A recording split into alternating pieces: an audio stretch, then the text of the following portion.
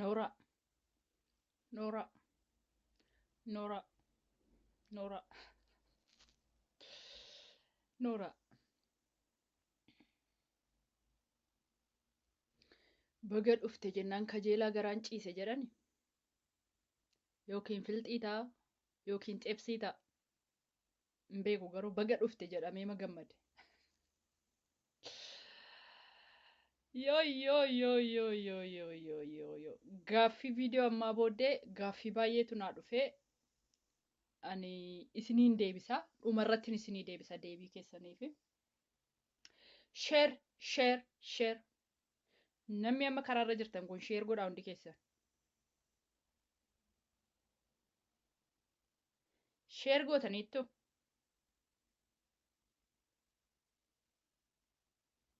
Sheer gootanii. Hammi seentan sheeriin gootan taanaan hin dhaggeeffattan. Akkasumatuma sheer jedhuun cufa.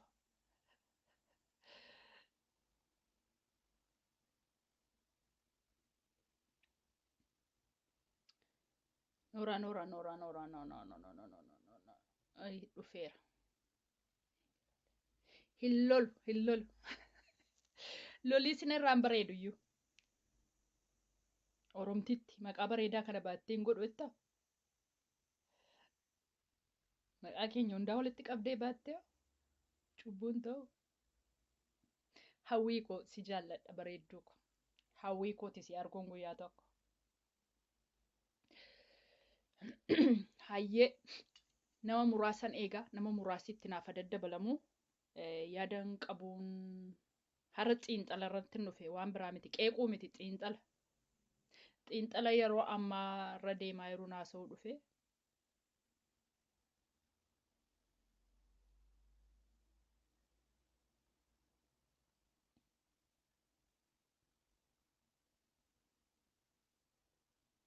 Ani immoo sin jaalladha.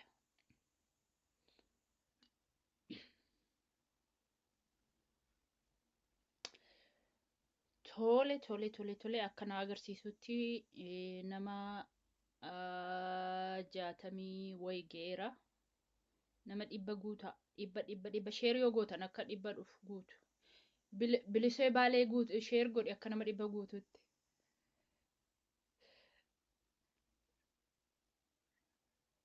Okay. Har'a yaada yeroo ammaa dhimma siyaasaa dhaaba addaa yookiin dhaaba jaalagalaasaatiin hoogganamu waan deddeemaa ture yeroodhaaf irratti naasofne dhaggeeffataman ture. Garuu akka dhuunfaa kiyyaatti yaada kiyya kennachuu fi qophiidha. Warri dhaggeeffachuu barbaadan ta'a. Warri dhaggeeffachuu hin barbaanne immoo deema. Sheer gochuudhaan immoo uummata biraan naagaa. Warrooti namni 10 namni fedhii qabdan namni 15 sheer gootanii naanis hin ga'a. Yeroo ammaa deebii keessan isaama waa'ee OMN irratti nagaggaafataa turtan dhumarratti isinii kenna. Asumaan as booddeetti isinii kenna. Dhimmi kanaafin irratti isa gara dhumaatti isinii deebisa jechuudha. Warrooti keessaan nagaafataa turtan waa'ee OMN haasa'ee ture irratti waa'ee Jawaarii haasa'e irratti gaaffiin naa dhufaa ture. Akka dhala namaatti isiniin deebisa jechuudha. Nooraa warra biyya. Seentaniittu jirtu hin dhaga'ama. Barreeffama dheengadda barreessitee na kolfisiisetti seenteenna.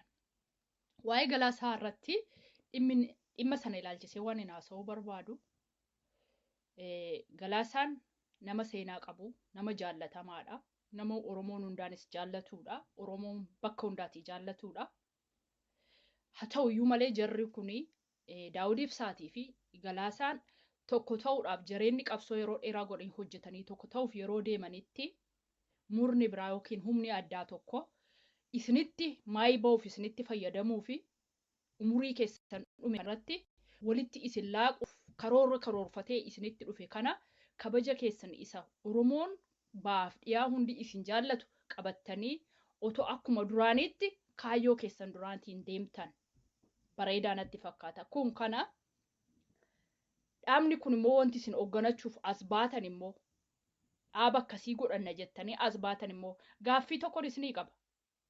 Dhuguma obbo Galaasaan Londonii jiraattu. Londonii keessa teessanii qabsooftu moo dhuguma Eeltiraanuu faayidaa dhabe jennee aaraa jirra.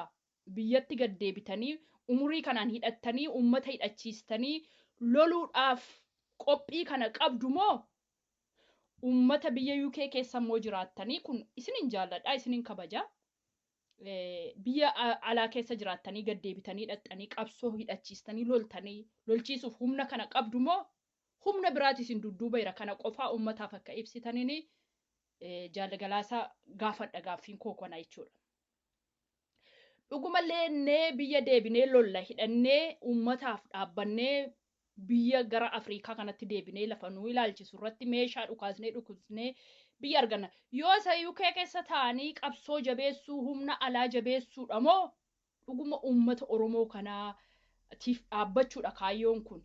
Moo sabaa fi dhimma amma yeroo dheengadda deemaa jiru moo dubbii sana jalaa miliquuf sobanii isin alaabaa godhatanii of fuuldura isin kaa'anii dubbii gara keessanitti daayiverti gochuuf namni immoo akka waa'ee keessan haasa'u gochuudhaaf namni biraa isin dudduuba jira yoo ta'e kun isiniif faayidaa hin qabu. Maqaa dhuma keessatti yeroo isin amma xoorataa itti baatanii kabajaan Nobel Prize maqaa sanaan isinii kennamu malee namni yeroo isinitti gargaaramu natti hin fakkaatu kun.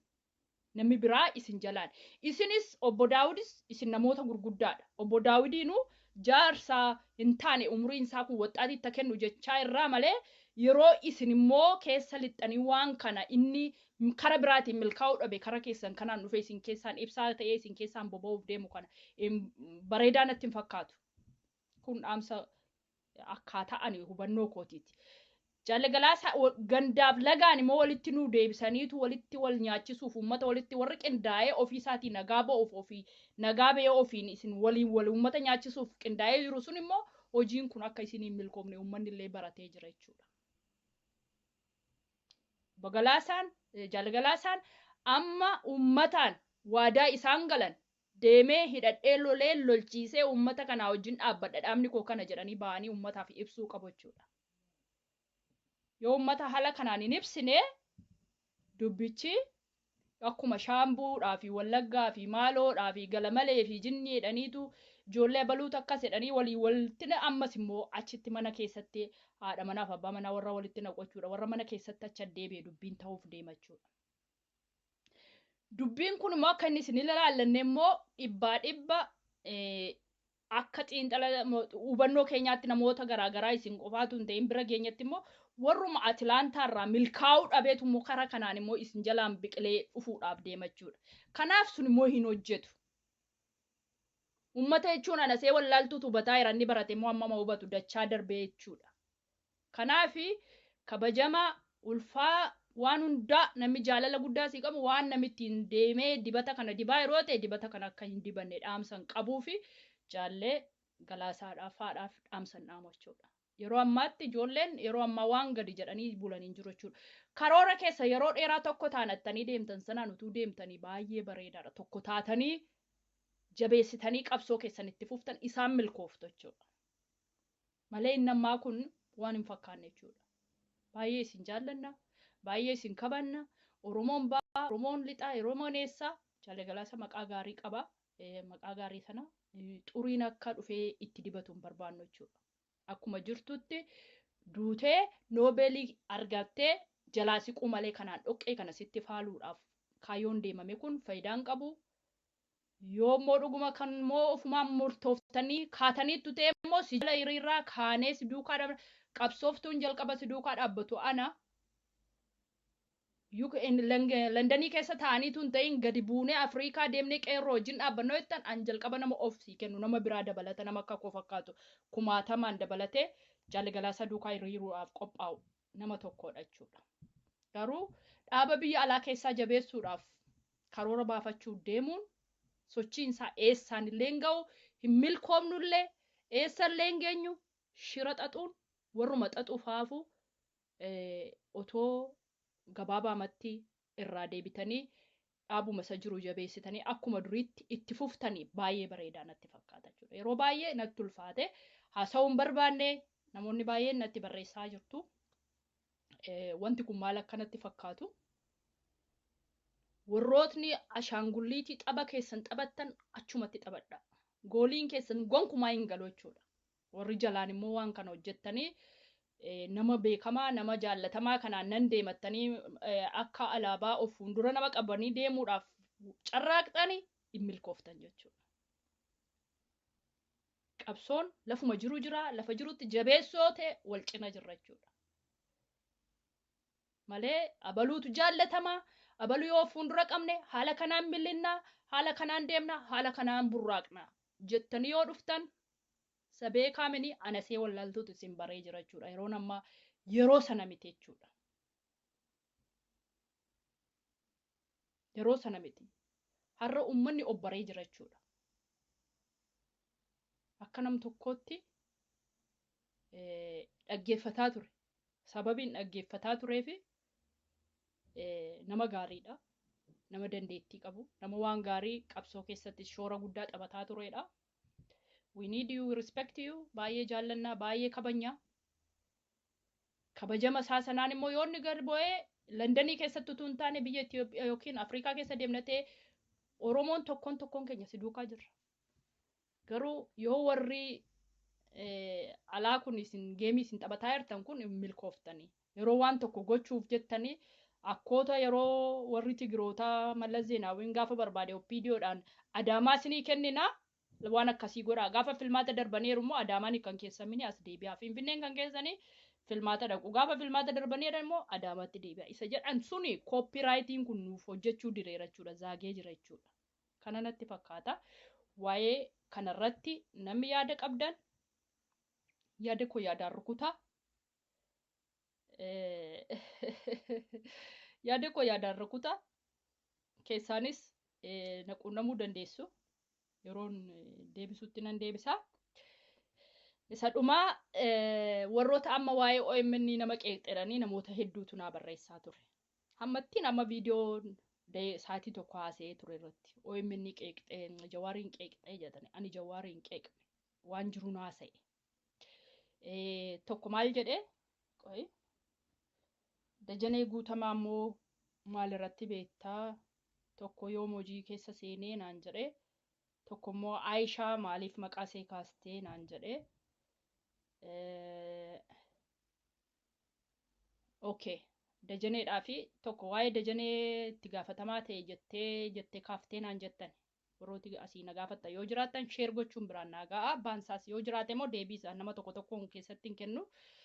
Dajaneen Kanaadaarraa akkan informationii argadhetti nama citizenii Dajanee Guutamaa nama citizenii Kanaadaa qabuudha. Amma chief editorii warra Jawaariifaa kana ta'ee jira. Duraan dammaqaa ture amma isatti darbee jira.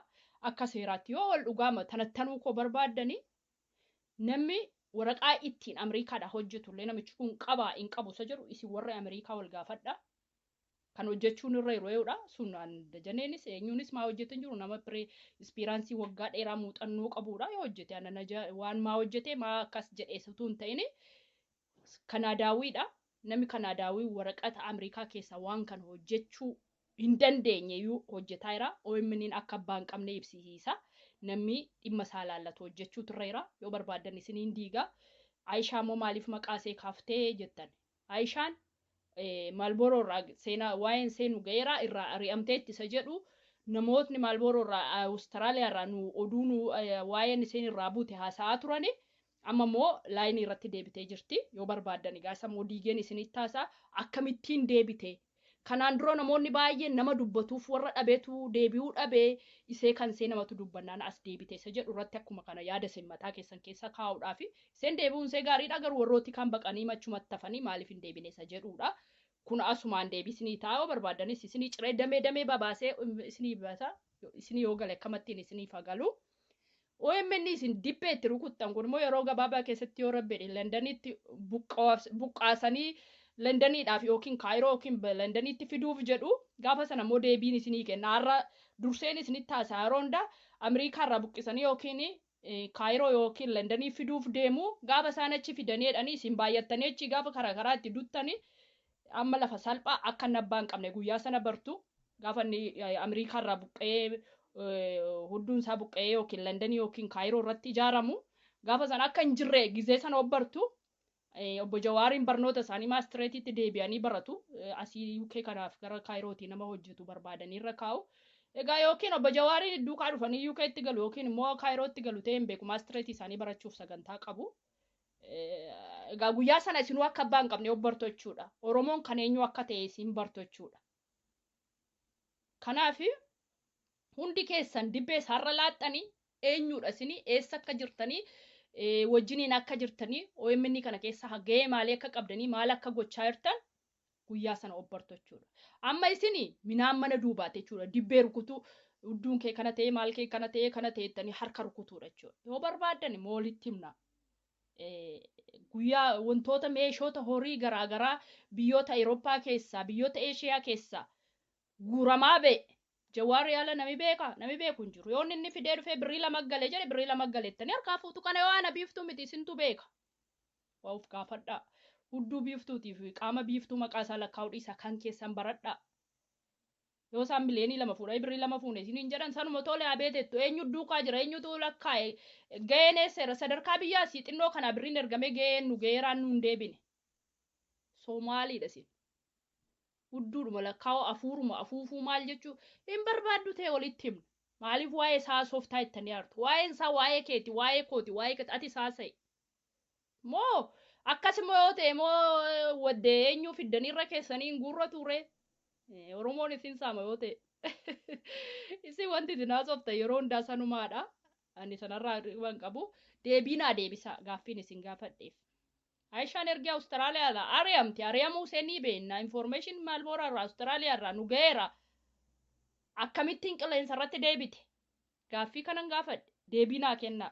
Ergi deebitee moo warrootni kanaan dura ari'amanii fi nama dubbatuufitu hin jiru, nama iyyatuufitu hin jiru akkamittiin jarri hin deebine? Gaaffii kanan gaafadhe. Maaf naan deebistan? Ammas immoo sila maal gochuu waa'ee dammaqaa waa'ee dajanee kaastee jettanii naaga gaafattan. Waa'ee dammaqaa irraa bu'ee dajanee irra kaa'ame dajaneen kun ulaagolee hojjechuu sanaayyuu gaheera. Uummanni immoo filateera. Siitizinii waraqaa hojjechuu biyya Ameerikaa keessaa qaba. Siitizinii Kanaadaa ta'uu isaa beeka. Kanaadaa irraa akka achi hojjetu informationii guyyaadhaan nu dhufa. Haasoo mannurra jira. Waan hundaa dubbachuu mannurra jira. Gaafa namni dilibee bira darbu kokkottanii naman gaafatina akka namni haasa'utti. So kanaaf isinumti ofiif deebii kenna anaaf deebii kennuu dhiisaati. Kanaaf iyyuu meetti yaada. Biiftuun nama tokko. Biiftuu miindaan kaffaltan dhugaa jiru isinitti himti. Dhugaa sooftan jechuu dandeessu. Gaafa kan dhugaa soo bare gaafa OMN Ameerikaa irraa buqqee yookiin UK galee yookiin immoo Kaayirootti galee obbo Jawaariin immoo barnoota isaaniitti dabaluu poozii godhanii akkuma minaa nama karatu jedhan sana akkuma minaa nama karatu gaafa isaan maastireetii isaanii barachuudhaan hamman baradhee fixutti na obsaa qabsoon keessan nu eegaa isiniin jedhamuuf deema. Guyyaa sana immoo deebii isinii kennachuudha. Asuma jirroo isaan yoo feesbuukiin kun cufa yoo kan biraa banannaa feesbuukii barreerroo lamuu cufnee teenyaayyuu kana miidiyaan biiftuu kana jedha har'a galatooma. Waa'ee dhimma qabsoo amma haaraa eegaltanii kana qabsoodhaaf deemtu yoo ta'e gara jalqabaattiin isin deebisa. Qabsoodhuma dhugaatiif deemtu yoo ta'e isuma jiru sana jabeessa. Shanee jabeessa. Jaras shanee hojii walitti araarsa. Shanee waraana qaba. Shaneen dhaaba of ijaaree jiru. Shaneen haxinnaatu guddatu qabeenyaa dhaabbatee jiru. Wanta haaraa dhagaaraa waqaruurra isinis itti dabalama. Hoggana keessa lixa harka qabadha jabeessa. Jaallagalaa isaanis shaneenis kanuma isaan keessa turanidha. Kanuma isaan wajjiniin hojjetaa turanii har'a walitti deebi'uuf yaalii godhu oduu namaa warra ol afuufee gad afuufuun dhaga'inaati walitti deebi'aati walii wajjin ijaaramaati tokko ta'aati. Uummanni isin filatu yookiin isin dura taa'aa Daawudiin irraa buuftanii obbo Galaasaan furachuu dandeessu. Akkaataa uummanni isin jaallatutti haala kanaa yoo deemtan hin bareeda jechuudha. Walitti dabaladhaa waan qabda. Yoo qabaattan walitti dabaladhaa. Dandee yaaduma jechuudha malee waraana Daawuduma ibsaatu qaba. Yaada keessa walitti dabaladhaati. Wajjiniin as baati. Uummanni isin dhagaa. Uummanni isin jaallata. Inni Daawudiin jaallatu. Inni Daawudiin jibbu isin jaallata. Inni isin jibbu immoo Daawudiin jaallata. Kana gidduutti nu horachuu uummata baay'ifachuu dandeessu. haala kanaatiin walitti kottaa malee isa korri Atlaantaa diigamee fashalaa'ee jedhe immoo kan Atlaantaa sana jalaan immoo asiin immoo kara kanaan ol biqillaa jedhanii yoo kana sinuu muraaf deeman ta'e gonkumaa hin jiru hin ta'u inni hin fakkaatu kara sanaan hin fakkaatu sababiin isaa ala ta'aniitu rimootiidhaan hin hojjetamu. Gadi buutanii yoo eeltiraa yookiin eeltirichumti iyyuu hin hojjetu achi bakka ilaallatu qabsoon ilaallatu yoo of laanna jettan. Suufii kana lafa keessanii karaabaatii kana bartanii kompiitararra taa'u kana dhiiftanii gadi buutanii ijoollee lubbuusee wareegdu kana sinuu warra nama gurguddaa miti ijoolleen hundumaa irti yoo gadi buuna jennee qabsaa'uu barbaaddan wal duukaa jirra walii wajjin dhaabbannaa kara sobaatiin immoo tun ta'in ani kanan gochuuf deema jara kanaa wajjin ijaaramee kana gochuuf hin deema weettan milkaa'uuf adeemtu galatoomaa sheernaa gochuudhaan biraan naa ga'a qabsoon itti fufaa jaallannus jibbenus qabsoon adda bilisummaa Oromoo unuma galmaa unuma milkaa'aa unuma jabaannaa hundi keessan umarratti hidhattanii marka laattanii wajjiniin jiraattu qarqaaraa yaadaanis cina dhaabbadha kan keessanii kan keenya kan isaaniiti kan jaraati addi bilisummaa Oromoo kan hundaa keenyaati jabaadhaan isiniin jedha warri dhaaba biraa uumuuf jettanis eenyuun tokkoyyuu milkooftanii achumatti jabeessaa.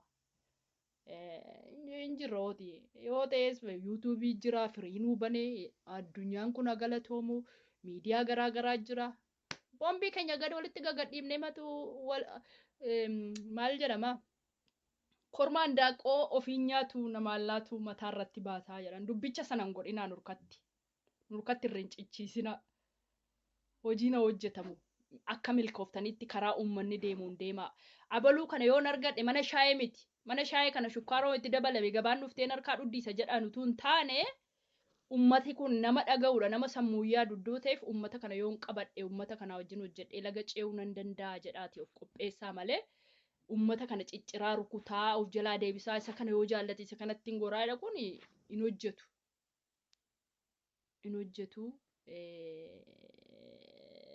baay'ee isin jaalladhaa nagaatti turaa. Dullatti warri jettanii geessanii hin dulloominaa karaatti isin anambisinii rabbi muurootti isin hin kutinii dulloomaa akka koo rabbi achiin isin haa ga'u dullattiin arrabsoo miti kabajaa namni kaanii ijoollee waggaa 17 18tu umurii xinnoodhaan du'aa jira carraa kana dhabanii carraa ni ga'e kana ga'anii arrabsoo keessan haaromsaa. Galatoomaa isiniin jedha. I love you guys.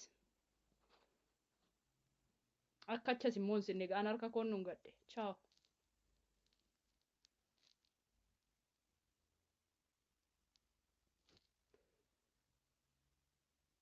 Isa agadaa fakkaatuun qaba. Abbaa manaa qabdaadha isa agadaa fakkaatuun qaba. Galatoomaa nagaatti tura.